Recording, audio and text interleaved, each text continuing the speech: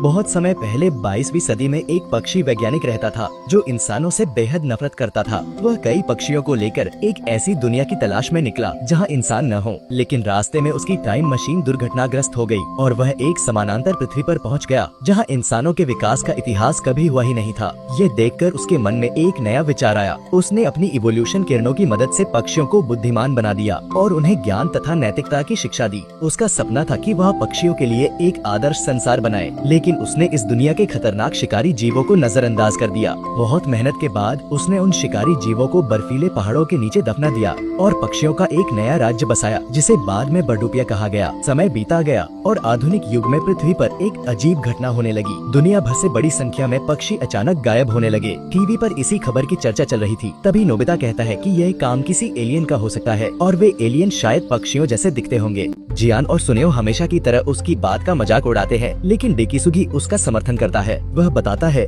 कि दुनिया भर में पक्षी मानवों की कई कहानियां और दंतकथाएं मौजूद हैं, इसलिए यह असंभव भी नहीं है। हालांकि नोबिता इतनी गहराई से नहीं सोच रहा था, उसे तो बस आसमान में उड़ने का सपना दिखाई दे रहा था। घर पहुँचते ही वह किताबों की मदद से अपने लिए पंख बनाना शुरू कर देता है। डोरेमोन एक नजर में समझ जाता है कि इन पंखों से उड़ना नामुमकिन है, लेकिन वह नोबिता का उत्साह नहीं तोड़ता। अगले दिन नोबिता उन पंखों को लेकर पहाड़ी पर पहुंच जाता है और उड़ने की कोशिश करता है। दौड़ते हुए वो छलांग लगाता है, लेकिन कुछ सेकंड पंख फड़फड़ाने के बाद सीधे नीचे गिर पड़ता है। सौभाग्य से डोरेमोन ने पहले ही नीचे एक सुरक्षा गद्दा लगा दिया था, इसलिए उसे कोई चोट नहीं लगती। लेकिन नोबिता इसे अपनी मदद नहीं बल्कि दखलंदाजी समझता है। वह गुस्से में आकर गद्दा हटा देता है और दोबारा कोशिश करने की बात करता है। तब डोरेमोन उसे टेक कॉप्टर देता है और उसकी मेहनत की तारीफ करते हुए कहता है कि इंसान अपने बलबूते पर उड़ नहीं सकते। नोबिता थोड़ा निराश तो होता है, लेकिन आखिरकार सच स्वीकार कर लेता है। तभी अचानक आसमान में एक रहस्यमयी पोर्टल खुलता है। उस पोर्टल से एक अजीब उड़ने वाला वाहन तेजी से निकलता है और हवा में संतुलन खोकर दुर्घटनाग्रस्त हो जाता है। दूर खड़े जियान, सुनेओ और शिजुका भी यह दृश्य देख लेते हैं। सभी उस दिशा में दौड़ पड़ते हैं। वहाँ पहुंचकर वे देखते हैं कि दुर्घटनाग्रस्त व्यक्ति कोई इंसान नहीं बल्कि एक पक्षी मानव है। स्थिति को संभालने के लिए डोरेमोन तुरंत अदृश्य स्प्रे का उपयोग करके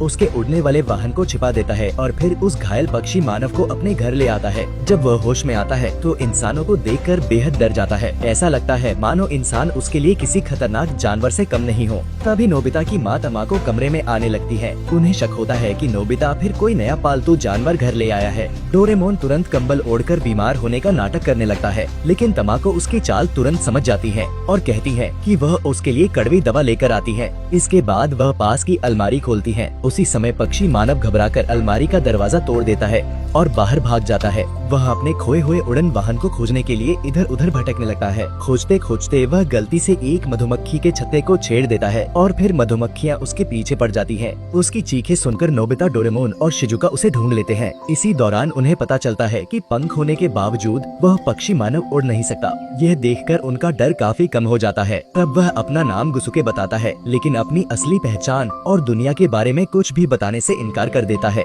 डोरेमोन उसकी परेशानी समझ जाता है और उसे रहने के लिए अपना मिनी ट्री हाउस दे देता है। इंसानों की दयालुता और मदद देखकर गुसुके हैरान रह जाता है, क्योंकि उसने हमेशा इंसानों के बारे में बुरा ही सुना था। उसे पहली बार महसूस होता है कि शायद इंसान उतने बुरे नहीं हैं जितना उसे बताया गया था। अगली सुबह गुसुके पूरी तरह तरोताजा होकर अपने उड़ने वाले वाहन की मरम्मत में लग जाता है। दुर्घटना की वजह से उसका वाहन काफी क्षतिग्रस्त हो चुका था, खासकर उसका पिछला पंख। सौभाग्य से नोबिता द्वारा बनाया गया नकली पंख उसके काम आ जाता है। दोनों मिलकर मेहनत करते हैं और थोड़ी ही देर में वाहन फिर से उड़ने लायक बन जाता है। इस दौरान नोबिता और गुसुके के बीच अच्छी दोस्ती हो जाती है, लेकिन दूसरी तरफ जियान और सुनियो अभी भी पिछले दिन देखे गए रहस्यमयी पक्षी मानव के बारे में सोच रहे थे। जिज्ञासा में वे उस जगह पहुंच जाते हैं जहां गुसुके का वाहन छिपाया गया था। दोनों बिना सोचे समझे उस वाहन में चढ़ जाते हैं। अचानक वाहन सक्रिय हो जाता है और एक रहस्यमयी सुरंग की ओर बढ़ने लगता है। उन्हें बचाने के लिए डोरेमोन, नोबिता और शिजुका भी तुरंत उनके पीछे निकल पड़ते हैं। सुरंग के भीतर उन्होंने कई सामान्य पक्षियों को उड़ते हुए देखा। कुछ ही देर बाद वे सब एक बिल्कुल नई दुनिया में पहुंच गए। यह वही स्थान था जहां पक्षी मानवों का विशाल साम्राज्य बसा हुआ था, लेकिन इंसानों को देखते ही वहां की सुरक्षा सेना सतर्क हो जाती है। सबसे पहले जियान और सुनेओ को पकड़ लिया जाता है। दूसरी तरफ नोबिता, शिजुका और डोरेमोन के टेक कॉप्टर की बैटरी खत्म हो जाती है, इसलिए उन्हें मजबूरन नीचे उतरना पड़ता है। नीचे उतरते ही वे देखते हैं कि यह पूरी दुनिया अलग अलग प्रकार के पक्षी मानवों से भरी हुई है। हर जाति का पक्षी अपना अलग काम कर रहा था। कोई पुलिस में था, कोई वैज्ञानिक था, तो कोई परिवहन सेवा चला रहा था। लेकिन उनकी मौजूदगी लड़की जल्द ही लोगों की नजर में आ जाती है। डोरेमोन को देखकर कई पक्षी उसे किसी अजीब प्रजाति का पक्षी समझ लेते हैं। हालांकि उस समय हंसने का मौका नहीं था, क्योंकि सैनिक उनका पीछा कर रहे थे। तीनों जान बचाकर भागने लगते हैं। तभी कुछ अग्नि पक्षी उनकी मदद करते हैं और उन्हें अपनी उड़ने वाली गाड़ी में बैठा लेते हैं। मगर उसी समय स्कूल की छुट्टी होने का समय हो जाता है। वहाँ के यातायात नियम इतने सख्त थे कि अग्नि पक्षियों को बच्चों के लिए रास्ता छोड़ना पड़ा। इस कारण पीछा कर रहे सैनिक फिर से उनके करीब पहुँच जाते हैं। मजबूर होकर अग्नि पक्षी एक कठिन और उबड़ खाबड़ रास्ते पर मुड़ जाते हैं। रास्ता बेहद खतरनाक था और वे बार बार नोबिता तथा उसके दोस्तों को मजबूती से पकड़ने की चेतावनी देते रहते हैं। आखिरकार वे एक विशाल पेड़ की जड़ों के नीचे बने सुरंगनुमा रास्ते में घुस जाते हैं और पीछा छुड़ाने में सफल हो जाते हैं। लेकिन राहत की सांस लेते ही उनकी गाड़ी एक जड़ से टकरा जाती है। सभी लोग उछलकर पास की नदी में जा गिरते हैं। नदी से बाहर निकलने के बाद डोरेमोन अपने सुपर ड्रायर की मदद से सबके कपड़े सुखा देता है। आगे बढ़ते हुए उन्हें एक भव्य इमारत दिखाई देती है। वहाँ किसी को खड़ा देखकर वे घबरा जाते हैं और छिपने के लिए अग्नि पक्षियों की गाड़ी में ही दुबक जाते हैं। कुछ समय बाद वे उस व्यक्ति के घर पहुँचते हैं। वहाँ पता चलता है कि वह प्रसिद्ध उल्लू वैज्ञानिक डॉक्टर आउल है। सबसे हैरानी की बात यह थी कि डॉक्टर आउल और गुसुके कई वर्षों से अच्छे मित्र थे।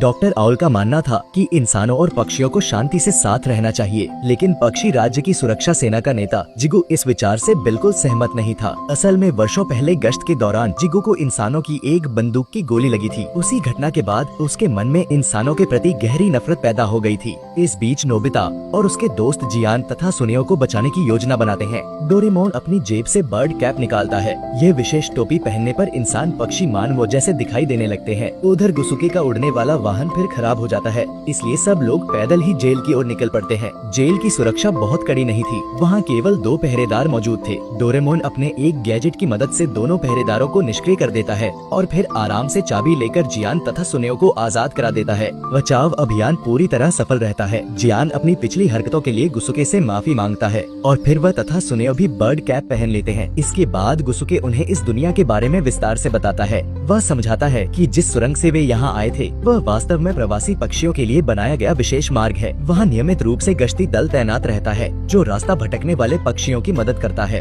गुसुके यह भी बताता है कि जिगु को जो गोली लगी थी वह भी इसी गश्ती अभियान के दौरान लगी थी। उसी घटना ने उसके मन में इंसानों के प्रति घृणा को और मजबूत कर दिया। हालांकि डॉक्टर आउल अब भी यही मानते थे कि इंसान और पक्षी एक दूसरे के दुश्मन नहीं बल्कि दोस्त बन सकते हैं। इतिहासकार होने के नाते डॉक्टर आउल एक प्राचीन पत्थर के शिलालेख को बहुत महत्व देते थे। उस शिलालेख पर बर्डोपिया की स्थापना का इतिहास लिखा हुआ था। वह शिलालेख पिछले वर्ष विश्व वृक्ष के नीचे मिला था। वह पेड़ इतना विशाल था कि उसकी चोटी बादलों के पार तक पहुंचती थी और आज तक कोई वहां तक नहीं पहुंच पाया था। डॉक्टर आउल का मानना था कि उस शिलालेख में ऐसे रहस्य छिपे हैं जो न केवल बर्डोपिया के अतीत बल्कि उसके भविष्य को भी बदल सकते हैं। इसके बाद गुसुके अपने घर दोस्तों को लेकर जाता है, जहां उनकी मुलाकात उसकी बचपन की दोस्त मिलू से होती है। माहौल थोड़ा हल्का होता है, लेकिन उसी समय एक तनाव भी महसूस होता है, क्योंकि सुरक्षा दल का नेता जिगु भी वहाँ मौजूद होता है। जिगु का रुख हमेशा की तरह कठोर था। वह इंसानों के प्रति किसी भी तरह की नरमी के खिलाफ था और किसी भी कीमत पर पक्षी राज्य की सुरक्षा को सर्वोपरि मानता था। इसी दौरान गुसुके के पिता, जो पर्यावरण विभाग के बड़े अधिकारी हैं, भी इस योजना से जुड़े कई फैसलों में महत्वपूर्ण भूमिका निभा रहे थे। लेकिन जिगु की सोच बहुत ज्यादा कठोर और आक्रामक हो चुकी थी,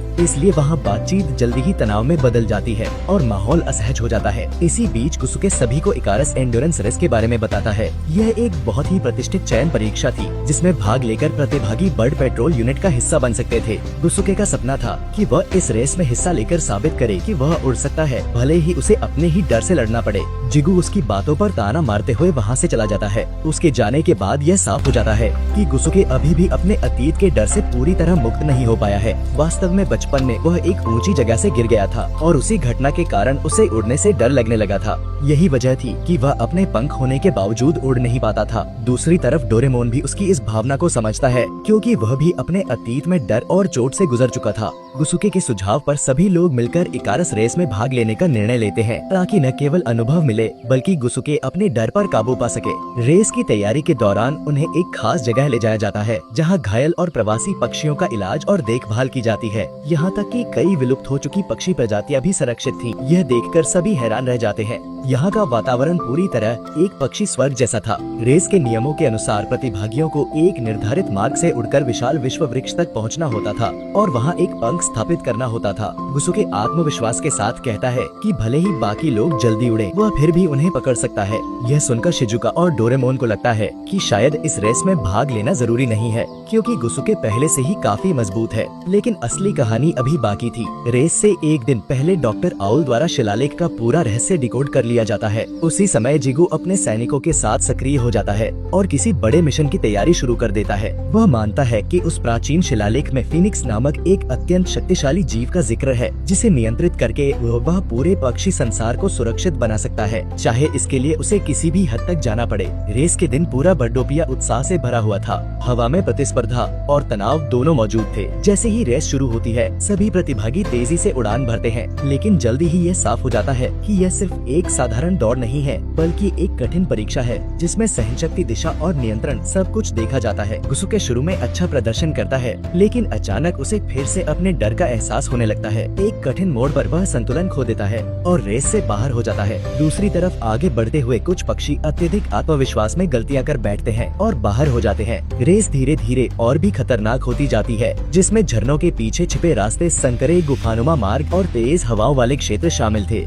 मिलू भी एक जगह जाल जैसी संरचना में फंस जाती है, लेकिन वह गुसुके को विचलित नहीं करना चाहती और खुद को ठीक बताकर आगे बढ़ने के लिए प्रेरित करती है। गुसुके उसे बचाने की कोशिश करता है, लेकिन वह रेस में काफी पीछे रह जाता है। इसी बीच जिगु की योजना धीरे धीरे स्पष्ट होने लगती है। वह सिर्फ रेस जीतना नहीं चाहता था, बल्कि फीनिक्स को जागृत करने की तैयारी कर रहा था। रेस के अंतिम चरण में अब सिर्फ कुछ ही प्रतिभागी बचे थे। गुसुके किसी तरह खुद को संभालकर आगे बढ़ रहा था, जबकि आगे चल रहे प्रतिभागी जीत के बेहद करीब पहुंच चुके थे। लेकिन असली खतरा अब रेस से कहीं बड़ा होने वाला था। इसी दौरान जिगु अपनी पूरी योजना को सक्रिय कर देता है। वह मानता था कि प्राचीन शिलालेख में छुपा फीनिक्स ही वह शक्ति है जो पूरे पक्षी संसार को एक नए स्तर पर ले जा सकती है। लेकिन उसकी सोच यह थी कि इसके लिए उसे किसी भी कीमत पर उसे नियंत्रित करना होगा। रेस का अंतिम लक्ष्य था विशाल विश्व वृक्ष। वहीं पर विजेता को पंख स्थापित करना था। जैसे ही खिलाड़ी अंतिम क्षेत्र में पहुंचते हैं, अचानक जमीन के नीचे तेज कंपन शुरू हो जाता है। बर्फीली धरती फटने लगती है और उसी के साथ प्राचीन बर्फ में दबा हुआ एक विशाल रहस्य बाहर आने लगता है। जिगु अपने सैनिकों के साथ वहां पहुंचकर फीनिक्स को जगाने की कोशिश करता है,